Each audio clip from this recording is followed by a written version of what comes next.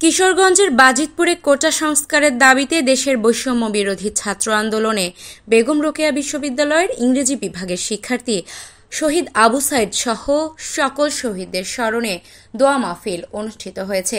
শুক্রবার দুপুরে পিরোজপুর ইউনিয়নের গজারিয়া এলাকাবাসীর আয়োজনে জামিয়া ইসলামিয়া জুবেরিয়া হুসেইনিয়া বিখাশালা গজারিয়া মাদ্রাসা প্রাঙ্গণে এ মাহফিল অনুষ্ঠিত হয়।